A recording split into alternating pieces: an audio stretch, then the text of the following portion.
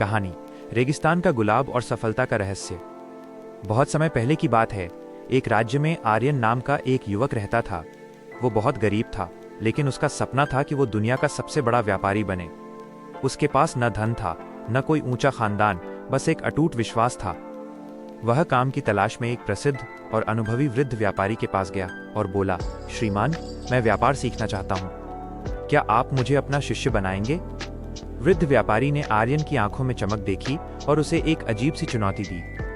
उन्होंने आर्यन को एक पुराना, जंग लगा हुआ लोहे का टुकड़ा दिया और कहा, जाओ, इस लोहे के टुकड़े से 1 महीने के भीतर एक घोड़ा खरीद कर लाओ। अगर तुमने ये कर दिखाया तो मैं तुम्हें व्यापार के सारे रहस्य सिखा दूंगा। पहला चरण, रचनात्मकता, क्रिएटिविटी। आर्यन वो लोहे का टुकड़ा लेकर बाजार गया। लोग उसे देखकर हंसने लगे। पागल है क्या? इस कबाड़ के बदले कोई सुई भी नहीं देगा। आर्यन निराश नहीं हुआ। उसने सोचा कि इसे बेचना मुश्किल है, लेकिन इसका उपयोग बदला जा सकता है। वो एक लोहार के पास गया और अपनी मेहनत के बदले उस लोहे को साफ करवाया और उसे एक सुंदर शिकारी चाकू की शक्ल दिलवाई। अब वो कबाड़ नहीं, एक औजार था। उसने वो चाकू एक लकड़हारे को बेचा, जिसने बदले में उसे ढेर सारी लकड़ियां दी।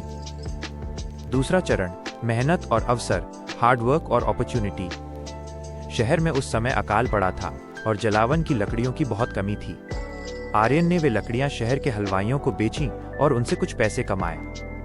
उन पैसों से उसने बहुत सारा पानी खरीदा। वो रोज तपती धूप में शहर के बाहर खड़ा हो जाता और दूर से आने वाले प्यासे यात्रियों को मुफ्त में पानी पिलाता। लोग उसकी सेवा से इतने खुश हुए कि उन्होंने उसे कुछ तांबे के सिक्के दिए। तीसरा चरण, सही समय का इंतजार, पेशेंस। कुछ महीनों बाद आर्यन को पता चला कि एक बड़ा घोड़ों का व्यापारी 500 घोड़ों के साथ शहर आ रहा है, लेकिन रास्ते में घास की कमी के कारण उसके घोड़े भूखे हैं।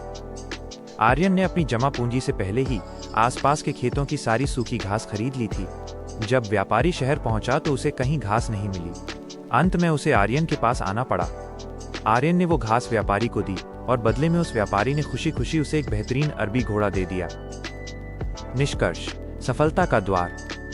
जब आर्यन उस घोड़े को लेकर वृद्ध व्यापारी के पास पहुंचा तो वृद्ध ने मुस्कुराते हुए कहा, बेटा, व्यापार पैसे से नहीं, बुद्धि और विपरीत परिस्थितियों में अवसर ढूंढने से होता है।